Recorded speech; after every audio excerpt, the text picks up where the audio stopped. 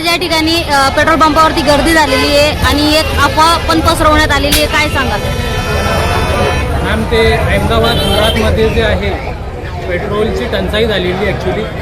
तर पूर्ण शहरामध्ये जे पेट्रोलची टंचाई झालेली आहे, तर ती अफवा जळगावमध्ये आलेली आहे. तसं झालं आहे.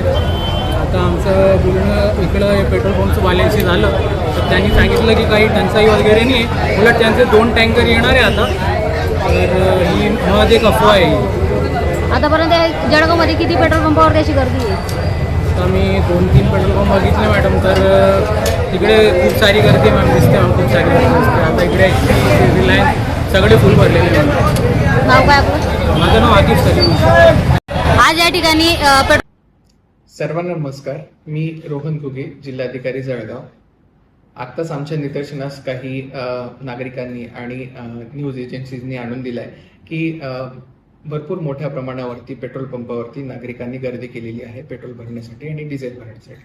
मी सर्वांना आवाहन करू इच्छितो की आम्ही सर्व पेट्रोलचे जे सप्लायर्स आहेत आणि त्यांचे जे एजन्सीज आहेत या सगळ्यांशी आम्ही संपर्क साधलेला आहे आणि असं कुठल्याही प्रकारचा डेटा समोर आलेला नाहीये की त्यांच्याकडे कुठल्याही प्रकारची साठ्याची कमतरता किंवा येणाऱ्या सप्लाय चेनमधल्या पेट्रोल डिझेलची कमतरता आढळून आलेली नाहीये. तर त्यामुळे मी नागरिकांना आवाहन करू इच्छितो की आपण अशा प्रकारे पॅनिक बाईंग करू नये आणि कुठल्याही अफवांना बळी पडू नये.